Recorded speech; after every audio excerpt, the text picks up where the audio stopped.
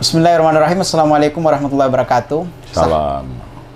Sahabat mahasiswa pemuda Indonesia, kami dari Presidensial Institute hari ini akan berdiskusi salah satu tokoh nasional, yaitu Muhammad Yazir. Beliau adalah Dewan Suro dari Masjid Jokarian yang sangat terkenal dan masjid terbaik di Indonesia, dan beliau juga adalah penasihat dari Sultan Mataram, Yogyakarta. Dan hari ini saya akan mengajak sahabat milenial untuk membuka hati, jiwa, dan pikiran langkah negeri kita dalam sebuah ambang-ambang kehancuran ketika pemuda dan generasinya tidak memikirkan nasib bangsa dan negara kita.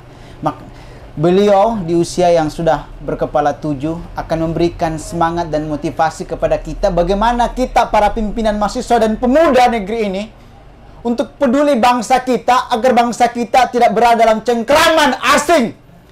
Maka dari itu, adik-adik mahasiswa dan pemuda yang masih aktif di BEM dan OKP, ayo jangan gadekan idealisme demi masa depan anak cucu kita.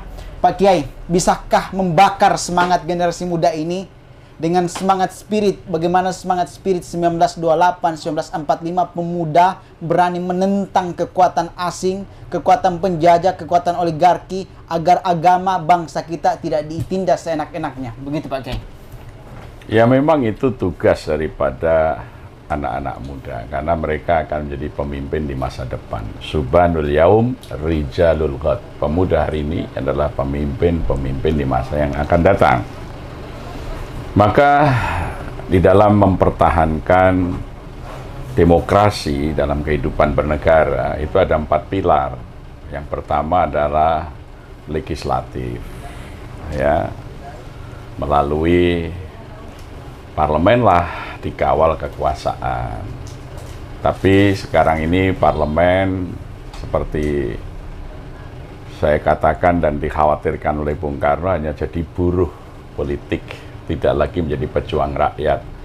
Dewan Perwakilan Rakyat menjadi Departemen Perwakilan Rakyat karena dia tidak memperjuangkan rakyat tetapi melaksanakan tugas pemerintahan, mendukung segala kebijakan pemerintah, tidak mengawasi, tidak mengkritisi. Kemudian yang kedua adalah media massa. Ya, media massa sekarang sudah menjadi buzzer, ya, rupiah. Sebagian besar media massa sekarang ini tidak lagi menyuarakan aspirasi rakyat, tapi justru menjadi corong kekuasaan. Ya. Kemudian yang ketiga adalah kekuatan kampus. Ya, dulu para mahasiswa itu memiliki kemandirian dan sikap yang kritis dan berani. Bahkan di masa Orde Baru, Orde Lama, itu polisi dan tentara itu tidak punya kewenangan masuk kampus. Rektor akan melindungi mahasiswanya di dalam menyampaikan aspirasi. Sekarang ini justru rektorlah yang melarang para mahasiswa menyampaikan mimbar kebebasan akademik. Rektor sudah menjadi bagian dari satpam kekuasaan. Ya, maka mahasiswa kemudian menjadi sangat penakut untuk menyuarakan pikiran-pikiran kritis bahkan di dalam mimbar kampus. Ini satu kelemahan yang luar biasa.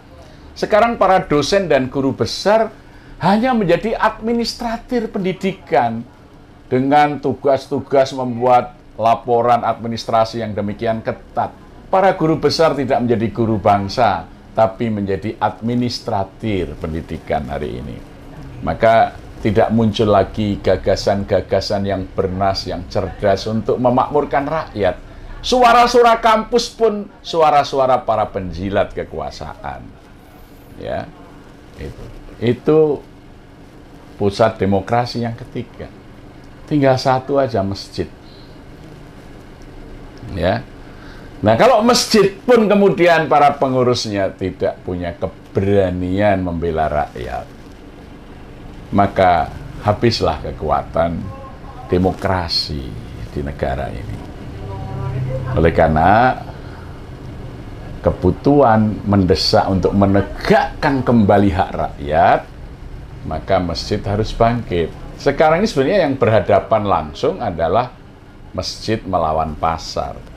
Para penguasa yang dibiayai oleh para penguasa pasar, para pemilik modal, ini akan berhadapan dengan para pemimpin umat yang ada di masjid-masjid. Jadi oleh karena itu, kalau kampus ya masjid kampus mestinya bangkit itu ketika institusi kampus secara formal sudah tergadai oleh sistem pendidikan yang membuat kampus hanya menjadi pencetak buruh, tidak menjadi pencetak pemimpin lagi. Ya, jadi kalau dulu sekolah dan perguruan tinggi adalah pusat melahirkan para pemimpin. Sekarang ini hanya menjadi tempat melahirkan buruh-buruh terdidik. Otak keberaniannya hilang. Hanya otak menjadi buruh.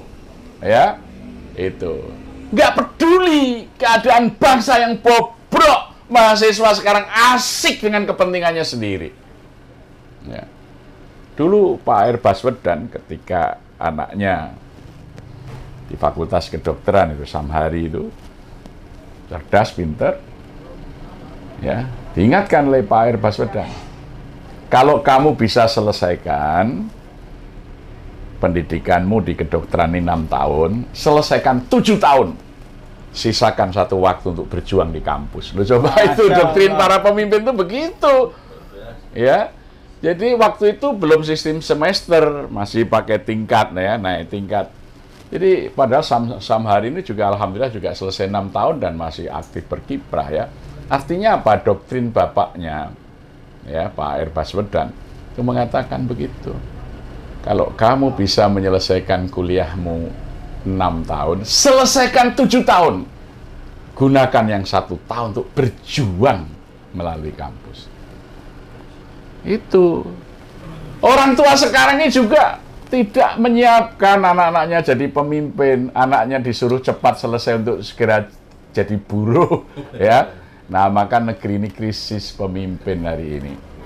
Nah, itu persoalannya. Oke, Pak Kiai, kasih motivasi teman-teman mahasiswa agar tidak berpikir untuk menjadi buruh, tapi menjadi leader di masa akan datang negeri ini. Ya, ciri khas daripada pemimpin itu kegelisahan menghadap keadaan, ya. Maka dulu bahkan anak-anak muda, kaum terpelajar Indonesia yang berkesempatan kuliah di luar negeri, di Belanda waktu itu ya, karena ada politik etik, seperti Datuk Nasir Pamuntjak umur 19 tahun waktu itu, Ahmad Subarjo umur 18 tahun, Hatta umur 17 tahun, dan kawan-kawan yang sedang belajar di Eropa. Mereka ini memikirkan keadaan tanah air di Hindia Belanda. Dan ketika mereka mengenal sebuah etnis namanya Indonesia, dijadikan nation imagination. Maka diterbitkanlah buletin pertama tahun 1921 dengan nama buletinnya itu Indonesia Merdeka. Dan itu disebar ke tanah air sehingga menjadi viral di tanah air, dan gegap gempita orang Hindia Belanda menyambut Indonesia sebagai kebangsaannya.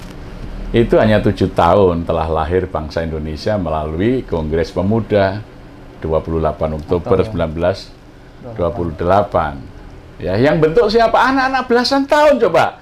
Nasir Pamuntjak 19 tahun, Ahmad Subarjo 18 tahun, Hatta 17 tahun, sudah berhasil membentuk bangsa Indonesia. Sekarang mahasiswa di kampus mikir apa coba? Ini anak-anak muda belasan tahun sudah mampu membangun bangsa. Ya, maka 1927 perjuangan Indonesia beralih dari pendekatan moderat dengan semboyan, dengan hati yang gembira dan kepala dingin, kita bangun masa depan Hindia Belanda di bawah payung Ratu Belanda untuk menjadi Indonesia berparlemen. Tapi 1927 anak-anak muda seperti Soekarno, Hatta membuat sistem perjuangan yang disebut non-kooperatif. Itu. Kita merdeka sekarang. Merdeka sekarang. Tidak setengah merdeka, tidak separuh merdeka, tetapi merdeka sepenuhnya di atas kaki sendiri. Maka lahirlah gerakan-gerakan yang non-kooperatif terhadap kekuasaan kolonial. Sehingga terpaksa 1929 Belanda membuat undang-undang tentang internir. Tokoh-tokoh radikal yang oleh Belanda dicap radikal karena keberanian menyuarakan kebenaran bagi rakyatnya ini dibuang ke Digul, ya, Bovendigul, ada ke Ende, ke Bengkulu dan lain sebagainya, ya. Tapi ternyata mereka yang radikal inilah yang bisa memproklamasikan kemerdekaan, bukan kelompok moderat yang dengan kepala dingin dan hati gembira nggak berhasil membangun kemerdekaan, berpuluh-puluh tahun berjuang. Ya, bisa Anda baca disertasinya Dr. Farmit dengan judul Dengan Semangat Berkorban. Jadi dia melihat bahwa kemerdekaan ini hanya bisa diraih oleh kaum muda yang radikal di dalam sikap dan perilaku membela rakyat, bukan orang yang moderat di dalam pembelaan rakyat. Ya, pemuda harus radikal di dalam membela rakyat, tidak boleh tidak radikal. Kemerdekaan kita diciptakan oleh anak-anak muda yang radikal, yang berani menanggung risiko, berani dibuang ke Bovendigul, berani dipenjara. Ya, bahkan Soekarno itu tanggal 30 Desember 1929 dia pidato nggak sampai 7 menit yang buat dia dipenjara 2 tahun 4 bulan lamanya. Ya, di dalam Jayakusuman, Keraton Yogyakarta, Bung Karno hanya mengatakan begini, kaum imperialis, perhatikan, tidak lama lagi apabila perang Pasifik telah menggeledek menyambar-nyambar angkasa, apabila Samudra Pasifik telah merah oleh darah, dan bumi di sekelilingnya telah diguncangkan oleh ledakan-ledakan bom dan dinamit, di saat itu bangsa Indonesia akan keluar dari belenggu penjajahannya dan jadi bangsa yang merdeka. Langsung ditangkap oleh Velpolis, intel polisi Belanda, dibawa ke stasiun Tugu, bawa ke penjara Sukamiskin, di penjara hanya karena pidatonya ini 2 tahun 4 bulan lamanya, dan dia membuat pembelaan yang menggetarkan penjajah, jujur aja Indonesia menggugat. Ya. Itu pemuda rapat diam-diam, mau bergerak kita diam-diam, penakut itu mahasiswa itu, nggak boleh. Nggak bisa orang takut merubah keadaan, tidak bisa. Oke, oke. Terima kasih.